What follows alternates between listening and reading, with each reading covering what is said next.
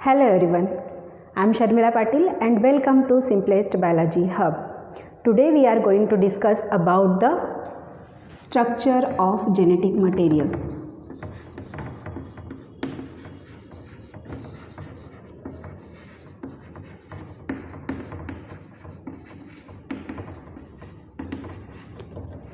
Structure of genetic material. पिछले video में हमने डिस्कस किया था कि जेनेटिक मटेरियल क्या है। हमारे जो दो महान साइंटिस्ट है बेटा, उनने ऑलरेडी एक्सप्लेन कर दिया था कि जेनेटिक मटेरियल डीएनए है कि प्रोटीन है। डीएनए है ना। तो ग्रिफिथ के एंड हर्शे एंड चीज़ के एक्सपेरिमेंट के द्वारा ये प्रूव हुआ था DNA is a genetic material. So okay, DNA is a genetic material मान लिया, तो ये जेनेटिक मटेरियल आया कहाँ से? डीएनए बना किससे, किस चीज़ की वजह से वो आगे की जनरेशन में ट्रांसमिट होता है और उसका एक्चुअल स्ट्रक्चर क्या है, उसका मॉलिक्यूलर बेसिस क्या है, इन्हीं सब चीज़ों के बारे में हम इस वीडियो में डिस्कस करने जा रहे हैं। तो DNA, finally DNA is a genetic material.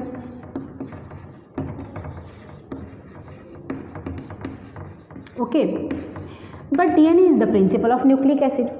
It is the principle of nucleic acid. So we called it, it is the principle of nucleic acid.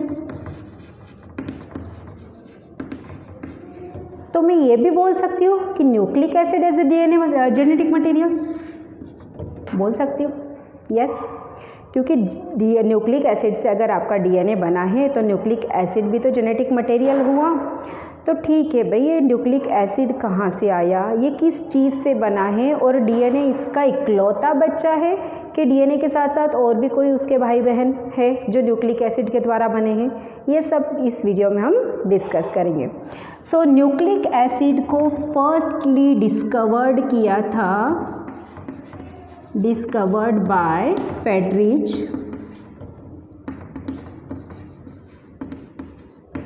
Miescher in 1868। Friedrich Miescher ने 1868 में DNA को discovered किया था in pus cell, nucleus of pus cells. Okay, nucleus of pus cells में उनने discover किया। But उनने उसको डिस्कवर्ड करने के बाद न्यूक्लियॉन नाम दिया, बट उनके द्वारा जो नामकरण किया गया न्यूक्लियॉन वो किसी को ज़्यादा पसंद नहीं आया। तो इन 1889 फिर से अल्टमैन नाम के साइंटिस्ट के द्वारा उसे दूसरा नाम दिया गया। जब अल्टमैन ने न्यूक्लिक एसिड को या न्यूक्लियॉन की स्टडी की तो उसको ये देखने को मिला कि ये जो न्यूक्लियॉन है ये तो एसिडिक प्रॉपर्टी शोज करता है। So it is acidic in nature. तो ये एसिडिक प्रॉपर्टी शो करता है, इस बेसिस पे अल्टमैन ने उसका रीनेम किया, उसको फिर से नाम दिया and the name is nucleic acid.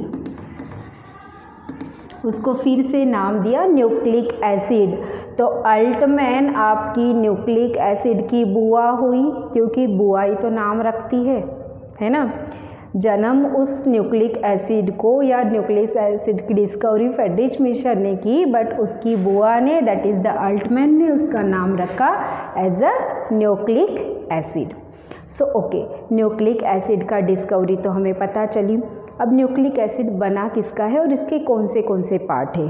तो न्यूक्लिक एसिड के मेरे बच्चों दो पार्ट होते हैं, दो टाइप्स होते हैं जो हमें देखना है, that we call types of nucleic acid. कौन सा है? फर्स्ट है RNA, the full form of RNA is ribonucleic acid, and second है डीएनए, इसे हम बोलते हैं डीऑक्सी राइबोन्यूक्लिक एसिड।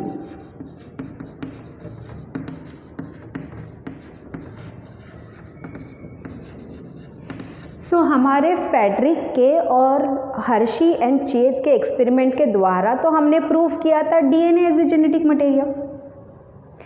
तो DNA is the principle of nucleic acid. So हमने बोला nucleic acid is a genetic material, but nucleic acid का और एक भी तो बच्चा है आरएनए।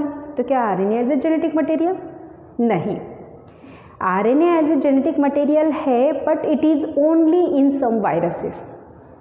कुछ वायरसेस में RNA as a genetic material की तरह एक्ट करता है, but most of the eukaryotic organisms and most of the higher organisms and plants also DNA as a genetic material, क्योंकि डीएनए बहुत ही ज़्यादा स्टेबल है आरएनए की तुलना में, और आरएनए से प्रोटीन का सिंथेसिस किया जाता है, तो ये कंटिन्यूसली चेंज होने वाला कंसेप्ट है। तो कौन से ऑर्गेनिज्म में जेनेटिक मटेरियल आरएनए पाया जाता है? तो यहाँ पे एग्जाम्पल पे हमें दिया है थीटा 174 जो बैक्टीरियोफेज है, ये एक बैक्टीरियोफेज है, और bacteriophage is nothing but the virus, ये तो हमें पता है। Bacteriophage is nothing but the virus means ऐसे वायरस जिनका जो भोजन है, जिनका फूड मटेरियल है जो बैक्टीरिया है, सिर्फ बैक्टीरिया को ही इन्फेक्ट करते हैं और किसी को इन्फेक्ट नहीं करते। तो थीटा 174 बैक्टीरियोफेज में RNA as a genetic material and DNA as a genetic material in all eukaryotic cell.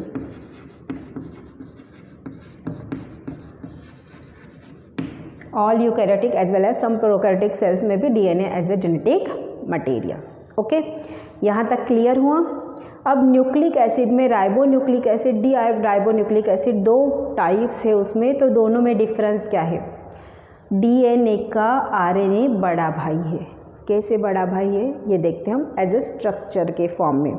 Structure के फॉर्म में देखने से पहले हम देखते हैं कि डीएनए का लोकेशन कहाँ मिलता है। यूकैरियोटिक सेल में तो है, ठीक है, आई नो, बट लोकेशन कहाँ है? यूकैरियोटिक सेल में कहाँ पाया जाएगा? इसकी लोकेशन होगी यूकैरियोटिक सेल में इनसाइड द न्यूक्लियस। न्यूक्लियस को हम कहते हैं ब्रेन ऑफ द सेल्स। तो न्यूक्लियस के पास न्यूक्लिक एसिड है, न्यूक्लियस के पास डीएनए है, as well as all in some cell organelles like mitochondria and chloroplast. 11th class में आपको एक लेसन था बेटा, cell is the unit of life, fundamental unit of life. उसमें हमने देखा था माइटोकॉन्ड्रिया और से क्लोरोप्लास्ट के बारे में हमने डिटेल में देखा। तो mitochondria and chloroplast is called the autonomous unit. Autonomous unit क्यों कहेंगे? क्योंकि उनके पास खुद का डीएनए है, वो आपके न्यूक्लियस के डीएनए के ऊपर डिपेंडेंट नहीं रहते कि कब न्यूक्लियस के डीएनए से मैसेज आएगा और कब मैं प्रोटीन बनाऊंगा। वो अपने ही डीएनए से मैसेज निकालते हैं और अब उसका प्रोटीन बनाना स्टार्ट कर देते हैं। तो डीएनए आपका न्यूक्लियस के साथ साथ कुछ सेल ऑर्गेनल्स में भी पाया जाता है, जैसे कि mitochondria and chloroplast. This is the location of the DNA. Now we move towards the structure, basic structure of the DNA और RNA. इसमें बहुत बार डिफरेंसेस भी पूछे जाते हैं आपको कि DNA और RNA में डिफरेंस क्या है। तो एक जो मेन डिफरेंस है उसके स्ट्रक्चर के अंदर, वो हम यहाँ देखेंगे। तो RNA का जो स्ट्रक्चर है हमारा राइबोन्यूक्लिक एसिड, ये बना है पेंटोज शुगर है बेटा। पेंटोज शुगर मीन्स 5 कार्बन की रिंग है, और 5 कार्बन की रिंग के अंदर आपका एल्कोहलिक ग्रुप वहाँ पे अटैच है, एसिडिक ग्रुप अटैच है। तो ये एक कार्बन की चेन में यहाँ पे स्टार्टिंग में ऑक्सीजन लगा है, और ये आपकी इस तरह की चेन है। ओके, यहाँ पे यहाँ पे यहाँ पे यहाँ पे यहाँ पे H O H H O H H O H, यहाँ पे H और यहाँ पे CH2OH, इस तरह का जुड़ा रहता है। तो यहाँ पे पहला कार्बन, ये ऑक्सीजन लगा है, ये पहला कार्बन, ये दूसरा कार्बन, ये तीसरा कार्बन, ये चौथा कार्बन और ये 5वां कार्बन। ऐसे 5 कार्बन की रिंग है आपकी। तो 4 कार्बन ने तो रिंग बनाई है और 5वां कार्बन ऊपर के डायरेक्शन में है, जिसके साथ OH ग्रुप अटैच है, और बाकी सभी कार्बन को HOH आपका अटैच है। This is the structure of ribose sugar. ये स्ट्रक्चर है RNA के राइबोज शुगर का। ओके, ये क्या है RNA का राइबोज शुगर, वो भी हम देखते हैं न्यूक्लिक एसिड के टाइप से। एंड डीऑक्सीराइबोज शुगर, डीएनए मतलब डीऑक्सीराइबोन्यूक्लिक एसिड बोलते हैं हम। तो डीएनए के पास जो शुगर रहती है that we call the deoxyribose sugar. तो डीऑक्सीराइबोज शुगर में डिफरेंस क्या है?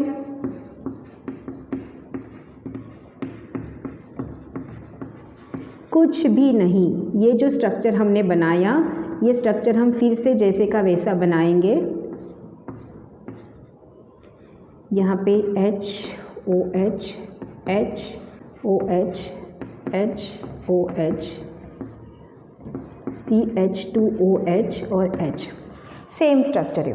बट जो दूसरा कार्बन है, दूसरा कार्बन से अगर हम ऑक्सीजन को हटा देते हैं, मीन्स दूसरे कार्बन पे यहाँ पे भी H रहेगा और यहाँ पे भी H रहेगा। अगर हम ऑक्सीजन को हटाते हैं तो एक ऑक्सीजन की कमी की वजह से जो डिफरेंस आता है तो इसे कहा जाता है डीऑक्सी राइबो शुगर। डीऑक्सी मतलब एक oxygen come.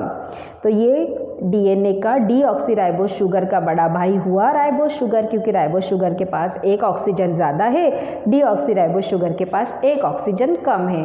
That is the basic difference between the ribo sugar and deoxy ribo sugar. किसका पार्ट है? It is the part of nucleic acid.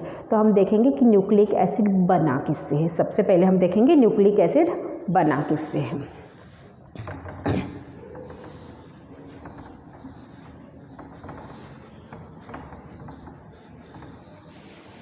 So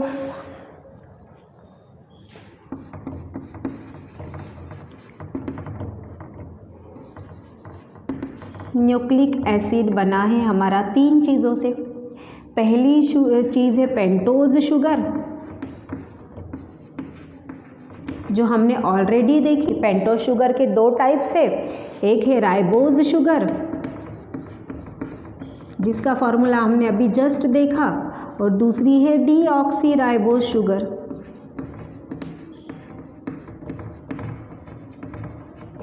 and next है हमारा नाइट्रोजीनियस बेस। न्यूक्लिक एसिड बना है nitrogenous base. तो nitrogenous bases भी बच्चों 2 तरह के होते हैं। एक नाइट्रोजीनियस बेसेस को कहा जाता है प्यूरिन्स। प्यूरिन्स जो रहते हैं वो डबल रिंग कंपाउंड है। एंड नेक्स्ट है पिरिमिडिन्स। पिरिमिडिन्स जो है वो सिंगल रिंग कंपाउंड है। ये क्या होता है? Double ring, single ring explain कर रही हूँ। Purines again divided into 2 types. Purine के 2 टाइप और आते हैं, एक है एडेनिन और दूसरा है ग्वानिन। एंड पिरिमिडिन्स के भी 2 टाइप हैं, cytosine and thiamine. But pyrimidine का और एक टाइप रहता है, that is the uracil. But uracil is not present in DNA, uracil is present in RNA.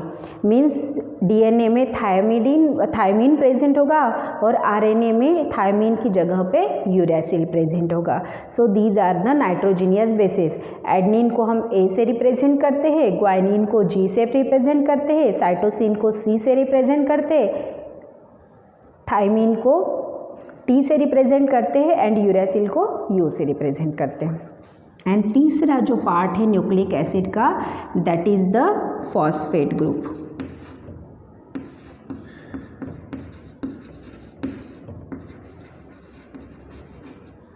Phosphate group. तो न्यूक्लिक एसिड 3 तरह की चीज़ों से बने हैं। पेंटोज शुगर 2 तरह की है, एक ribose sugar, deoxy ribose sugar. दोनों में डिफरेंस क्या है? बस एक ऑक्सीजन का डिफरेंस है, बाकी स्ट्रक्चर पूरा सेम होगा। 5 कार्बन की रिंग बनती है, उसमें से 4 कार्बन रिंग बनाते हैं और एक कार्बन आपका अपर डायरेक्शन में ओपन कंडीशन में रहता है। नाइट्रोजीनियस बेसिस भी 2 तरह के हैं, प्यूरिन्स जो डबल रिंग स्ट्रक्चर है। डबल रिंग मतलब वो ऐसी रिंग बनाएगी, एक रिंग जो बनेगी वो पेंटोज रिंग बनेगी, सॉरी हेक्सोज रिंग बनेगी, और दूसरी रिंग जो बनेगी बच्चों वो आपकी बनेगी पेंटोज रिंग।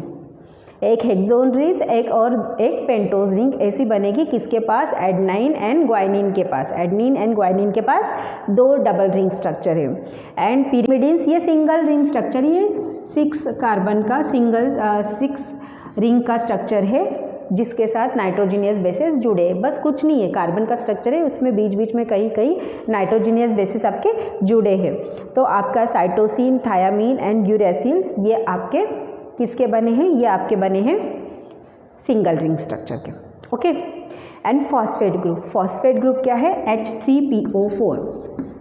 इसका स्ट्रक्चर कैसे दिखाई देता है, तो ये P हमने बीच में जोड़ दिया और उसको बॉन्डिंग करेंगे तो एक साइड से डबल O लगेगा और बाकी साइड से OH लगेंगे। So this is the phosphate group. अगर nitrogenous base and pentose sugar दोनों मिला के जो स्ट्रक्चर बनता है, nitrogenous base plus pentose sugar, इन दोनों को हमने कंबाइन किया। अब फिलहाल हमने फॉस्फेट ग्रुप उसके साथ नहीं जोड़ा, फॉस्फेट ग्रुप को हमने साइड में रखा। तो ये जो दोनों मिला के स्ट्रक्चर बनता है उसे कहा जाता है न्यूक्लियोसाइड, उसे कहा जाता है न्यूक्लियोसाइड। और अगर इसके अंदर में फॉस्फेट ऐड करूं तो वो हो जाता है nucleotide. Means nucleotide is nothing but the nucleoside plus phosphate, या फिर मैं ऐसा भी बोल सकती हूँ nucleotide is nothing but the nitrogenous base plus pentose sugar plus phosphate, ये तीनों मिला के एक न्यूक्लियोटाइड बनता है। और एक न्यूक्लियोटाइड, ये तीनों मिला के एक न्यूक्लियोटाइड बनेगा, that is the monomer of DNA. It is the monomer of DNA. DNA का एक मोनोमर है, तो ये बहुत सारे ऐसे मोनोमर्स हैं। अब ये मोनोमर्स को मैंने जॉइंट कर दिया तो इसका एक बना, ये कहलाता है पॉलीमर। और ये पॉलीमर क्या है, आपका डीएनए है। Monomer is nothing but the मोती। सपोज हम एक मोती की माला की कंसेप्ट रखते हैं, तो मोती जो रहते हैं हमारे सिंपल, वो मोती एज अ वन सिंगल मोती एज अ वन मोनोमर, और बहुत सारी मोतियों की मैंने माला पिरो दी, तो माला पिरोने के बाद जो माला दिखाई देंगी that is the polymer. And polymer क्या है आपका, DNA. Means we know that the DNA is nothing but the combinations of the nucleotide. हम ऐसा बोल सकते हैं कि डीएनए किससे बना है, डीएनए न्यूक्लियोटाइड का बना है। तो न्यूक्लियोटाइड किसका बना है, न्यूक्लियोटाइड आपका nitrogenous bases pentose sugar and phosphate group का बना है। तो nitrogenous bases pentose sugar and phosphate group किसका बना है, ये कार्बन हाइड्रोजन नाइट्रोजन फॉस्फेट के बने हैं। तो कार्बन हाइड्रोजन नाइट्रोजन फॉस्फेट ये क्या है, ये सब इनऑर्गेनिक कंपाउंड है। मीन्स इन इनऑर्गेनिक कंपाउंड से न्यूक्लिक एसिड बना, that is the organic compound, और उस ऑर्गेनिक कंपाउंड से डीएनए बना, that is also one of the organic compound. तो डीएनए के ऊपर, क्योंकि फॉस्फेट ग्रुप के ऊपर निगेटिव चार्ज रहता है, इसलिए डीएनए के ऊपर भी आपका कौन सा चार्ज होगा, डीएनए का चार्ज भी होगा निगेटिव। डीएनए का चार्ज भी होगा निगेटिव। तो ये न्यूक्लियोटाइड मोनोमर से हमने डीएनए का पॉलीमर बना दिया। अब ये सब चीज़ें हमें पता चल गई कि किस तरह से आपका बनता है डीएनए। तो एक्चुअल डीएनए का स्ट्रक्चर कैसा दिखाई देता है वो हम देखेंगे अभी यहाँ पे। कुछ इंपॉर्टेंट टर्मिनोलॉजी यहाँ पे ध्यान रखने की बात ये है बेटा कि आपका जो जेनेटिक मटेरियल है, जेनेटिक मटेरियल के क्या कैरेक्टरिस्टिक्स होने चाहिए, क्या गुण होने चाहिए, ये भी इम्पॉर्टेंट है। क्या है जेनेटिक मटेरियल के क्या गुण होने चाहिए, पहले तो उसके पास स्टेबल म्यूटेशन होना चाहिए। स्टेबल म्यूटेशन होगा जब भी तो वो इनहेरिटेड करेगा, ऐसा स्टेबल म्यूटेशन इनहेरिटेंस में जाएगा। डीएनए इनहेरिटेड होना चाहिए। अगर नेक्स्ट वाली जनरेशन में ट्रांसमिट ही नहीं हुआ तो जेनेटिक मटेरियल क्या कहलाएगा, तो वो नेक्स्ट इनहेरिटेबल नेचर उसके पास होना चाहिए। एज वेल एज उसके पास क्या नेचर होना चाहिए, उसके पास ट्रांसक्रिप्शन मेथड होनी चाहिए। ट्रांसक्रिप्ट कर सके वो अपने आप को, ये एबिलिटी होनी चाहिए। ट्रांसक्रिप्ट कर सके मतलब, क्योंकि हमें पता है कि डीएनए से प्रोटीन बनता है, तो अगर वो अपनी कोडिंग को ट्रांसक्राइब करता है तो ही तो आगे जनरेशन में वो ट्रांसमिट हो पाएगा। तो ये कुछ बेसिक कैरेक्टरिस्टिक्स है वो आपके जेनेटिक मटेरियल के पास होनी चाहिए। Now we see the actual molecular structure of the DNA. उसके पहले हम कैरेक्टरिस्टिक्स फिर देखेंगे डीएनए के स्ट्रक्चर के। डीएनए का स्ट्रक्चर जो हम बहुत सारी बुक्स में देखते हैं वो कुछ इस तरह का देखते हैं। डबल हेलिक्स स्ट्रक्चर है। डबल हेलिक्स मतलब आपका दो रिबन बैंड लाइक स्ट्रक्चर है। These are wounded to each other in this pattern. उनके बीच में कुछ वुंडिंग रहती इस प्रकार की। एंड क्या आएंगे उसके characteristics, two strands of DNA start from 3' to 5' end and other is opposite to it। मतलब अगर ये वाला एंड लेती हूँ मैं, ये 3' है तो इसका जो आखिरी का एंड होगा वो 5' होगा, और अगर ये 3' है तो ये वाला 5' होगा और इसका आखिरी का जो होगा वो 3' होगा। इस तरह से एंटी पैरेलल फॉर्म में वो रन अप करते हैं, वुंड करते हैं, विंडिंग करते हैं। ओके, एंड इसके बीच में ये जो है पार्ट, यहाँ पे नाइट्रोजीनियस बेसिस लोकेटेड रहते हैं। तो इन ईच टर्न, ये एक टर्न है, यहाँ से एक टर्न जा रहा है, in each turn it has 10 base pair. 10 base pair, 10 base pair मतलब न्यूक्लियोटाइड की 10 बेस पेयर यहाँ पे लोकेटेड होंगी हर एक टर्न के साथ। ओके, ये आपका ये है। 2 बेस पेयर के बीच का जो डिफरेंस होगा, 2 बेस पेयर के डिफरेंस का होगा 3.4 एंगस्ट्रॉन, एंड एक टर्न का डिफरेंस होगा, एक टर्न का टोटल डिफरेंस होगा 34 एंगस्ट्रॉन। टर्निंग के द्वारा उसके अंदर कुछ ग्रूव्स डेवलप होंगे, जैसे ये देखो यहाँ पे नैरो ग्रूव्स डेवलप हुआ, यहाँ पे डीप ग्रूव्स डेवलप हुआ। तो इस नैरो ग्रूव्स को कहा जाता है माइनर ग्रूव, और ऐसे डीप ग्रूव को कहा जाता है major groove. Major groove and minor groove. And total जो डायमीटर है बेटा, यहाँ इतना जो डायमीटर है, diameter of the DNA is 20 angstrom. Diameter of the DNA is 20 angstrom. This is the common structure of the DNA which we have write down on the copy for examination. इस तरह के कुछ characteristics हम लिखते हैं। तो ठीक है, डीएनए का हमने देखा न्यूक्लिक एसिड किसी ने और ने डेवलप किया, उसका नाम किसी और ने दिया, तो ये डीएनए का भी तो डेवलपमेंट किसी ने किया होगा, डिस्कवरी किसी ने किया होगा, या फिर उसका जो मॉडल है, मॉडल किसने दिया होगा। तो किसने दिया भाई इसके मॉडल का स्ट्रक्चर, तो इसके मॉडल का स्ट्रक्चर हमें दिया है बाबा वैटसन एंड क्रिक ने in 1958 I think so, yes, एक बार चेक कर लूँ, 1958।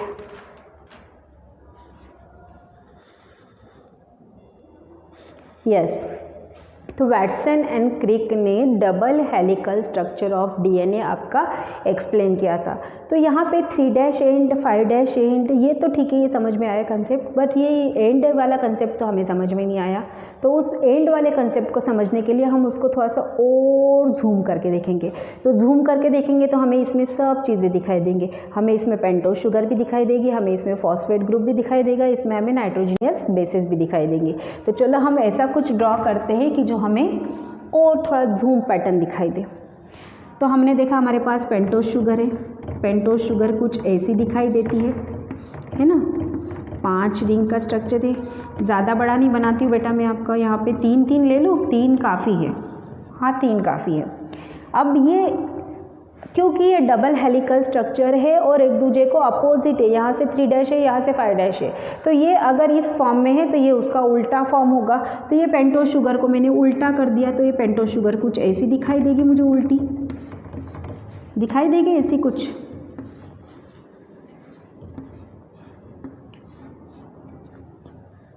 है ना।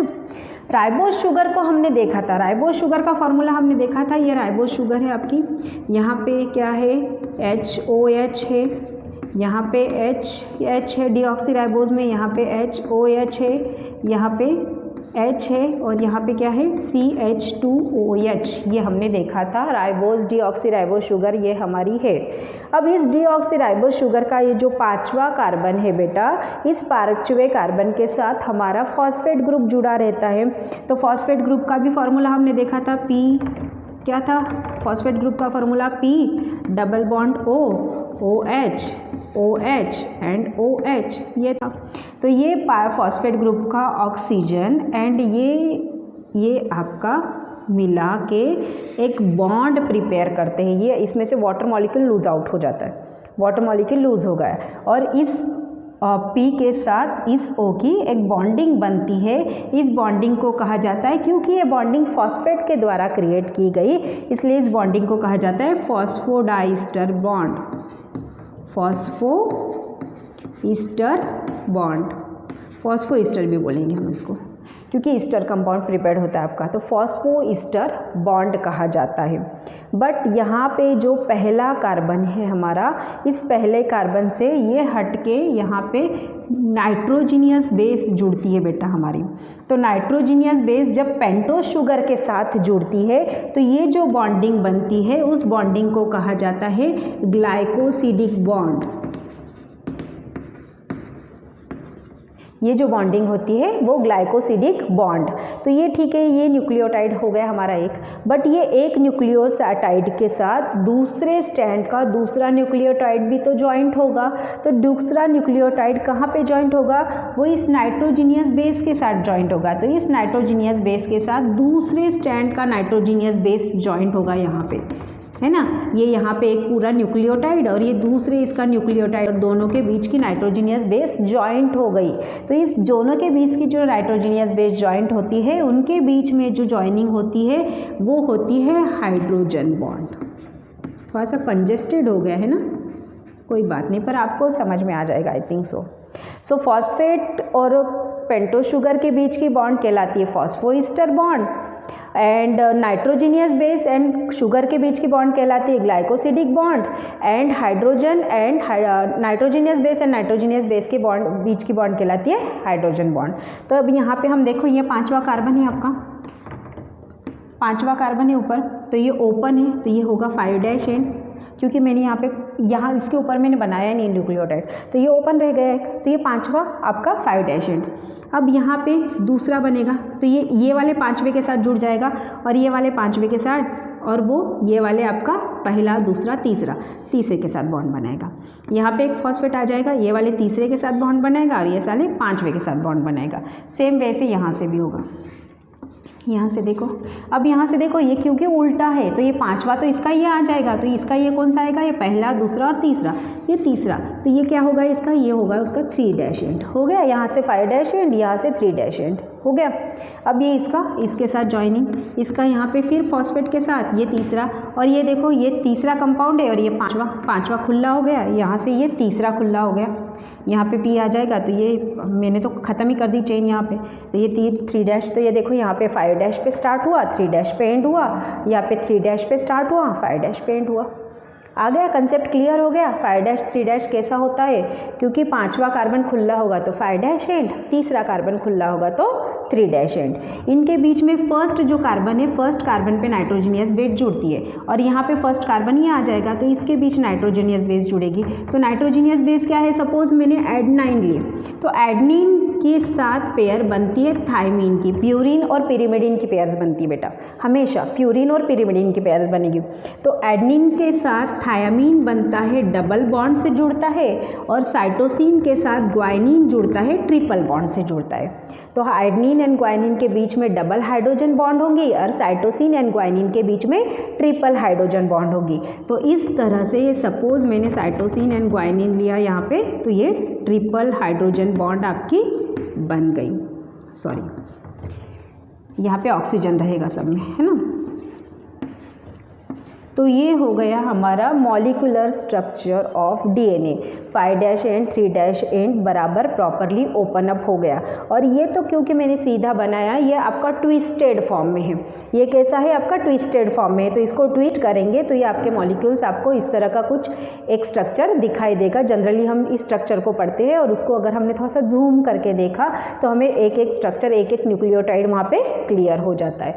आई होप आपको डीएनए का स्ट्रक्चर प्रॉपरली अंडरस्टैंड हो गया होगा। तो डीएनए के स्ट्रक्चर के साथ साथ डीएनए के कुछ टाइप्स भी है भाई हमारे यहाँ पे। अब डीएनए के टाइप्स देखेंगे हम क्या क्या है। डीएनए के टाइप्स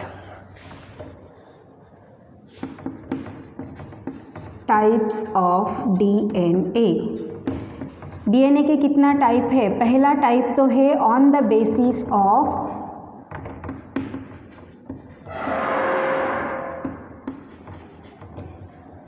नंबर ऑफ स्ट्रैंड,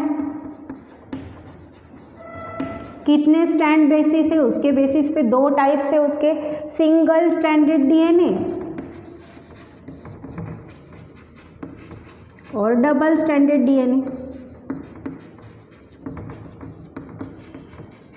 हमने जस्ट अभी जो स्ट्रक्चर देखा वो डबल स्टैंडर्ड था, डबल स्टैंडर्ड ऐसा था आपका।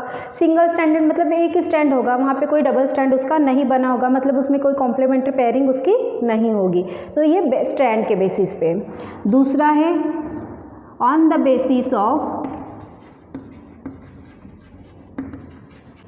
नंबर ऑफ बेस पेयर, कितनी बेस, मैंने तो यहाँ जो बताया था उसमें कितना है, एक टर्न के अंदर 10 बेस पेयर है, तो बेस पेयर के बेसिस पे उसके 2-3 टाइप्स हो रहे हैं। तो पहला है A type of DNA, A type of DNA, A type of DNA में बेस पेयर होती है 11 BP. Then B type of DNA जो हमने अभी जस्ट देखा उसमें बेस पेयर होती है 10 BP. Then C type of DNA उसके अंदर होती है 9.33 BP. And Z type of DNA उसके अंदर बेस पेयर होती है 12 बेस पेयर।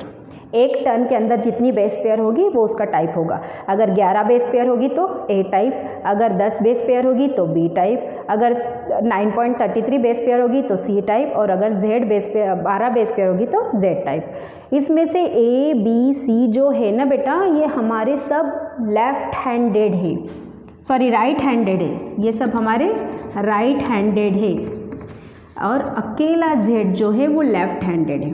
ये क्या होता है, मतलब A B and C clockwise movement करेंगे, इनकी क्लॉकवाइज टर्निंग होगी, बट जेड की एंटी क्लॉकवाइज टर्निंग होगी। जेड की टर्निंग कैसे होगी, एंटी क्लॉकवाइज होगी। ये लेफ्ट हैंडेड है, बाकी तीनों आपके राइट हैंडेड है। और एक टाइप है पैलियोंड्रिक डीएनए जिसे कहा जाता है, ये कुछ अलग ही नाम है। इसमें क्या होता है, डीएनए का जो सीक्वेंस है अगर हम आगे से पढ़ेंगे, सीधा पढ़ेंगे तो भी सेम सीक्वेंस, उल्टा पढ़ेंगे तो भी same sequence, means same sequence while reading, same sequence while reading. तो सपोज मैंने ये डीएनए का एक स्ट्रैंड है और एक एक्सिस लिया, तो एक एक्सिस पे सपोज ये है GAA और TTC, ये होगा। तो इसका कॉम्प्लीमेंट्री स्ट्रैंड पे क्या होगा, GAA TTC। मतलब मैं यहाँ से भी पढ़ूंगी तो मुझे क्या मिलेगा, GAA TTC, GAA TTC। ऐसा पढ़ूँ या ऐसा पढ़ूँ, दोनों तरफ से रीडिंग उसकी सेम हो जाएगी, तो वो सीक्वेंस कहलाता है, वो टाइप ऑफ डीएनए कहलाता है पैलियोंड्रिक डीएनए, जिसमें आपका आप क्लॉकवाइज देखो या एंटी क्लॉकवाइज देखो या सीधी रीडिंग करो या उल्टी रीडिंग करो, तो दोनों में रीडिंग आपकी सेम आती है। And the last type is, यहाँ पे मिटाते हैं क्योंकि नीचे दिखाई नहीं देगा, last type is repetitive DNA. ये तो बहुत ही कॉमन है, सभी जगह पे जनरली मिलता है, मोस्ट ऑफ द यूकैरियोटिक में हमारे सब में मिलता है। रिपीटेटिव डीएनए मतलब डीएनए का सीक्वेंस बार बार अपने को रिपीट कर रहा है, तो वो कहलाता है रिपीटेटिव डीएनए। मतलब एडनिन एडनिन एडनिन 20 टाइम्स आ गया, ग्वाइनिन ग्वाइनिन ग्वाइनिन 100 टाइम्स आ गया, साइटोसिन साइटोसिन साइटोसिन ऐसे 1000 टाइम्स आ गया। तो एक ही डीएनए के सीक्वेंस ने अपने आप को बार बार रिपीटेशन में चला गया, रिपीट मोड में चला गया, तो वो कहलाता है रिपीटेटिव डीएनए। तो these are the basic types of the DNA on the basis of different kinds. ये कुछ हमारा डीएनए का स्ट्रक्चर है और उसके टाइप्स है। I hope you well understand the structure of the DNA as well as type of the DNA. ये क्या सब है, ये न्यूक्लिक एसिड ही है ना। यहाँ तक आपका कंसेप्ट मुझे लगता है कि ये क्लियर हो चुका होगा। अब हम नेक्स्ट वीडियो में बेटा जो बात करेंगे, इसका जो आगे वाला टॉपिक है, may be DNA packaging, yes the next topic is DNA packaging. उसके बाद हम आरएनए भी लेंगे, आरएनए के टाइप्स भी लेंगे बेटा, धीरे धीरे एक एक पॉइंट कवर करते जाएंगे। बट इसके बाद अगर मैं डीएनए पैकेजिंग आपको बताती हूँ तो वो ज़्यादा अंडरस्टैंड रहेगा आपको। तो यहाँ तक हमारा कंसेप्ट क्लियर हो चुका है। नेक्स्ट वीडियो में हम डीएनए पैकेजिंग के बारे में बात करेंगे। Thank you everyone.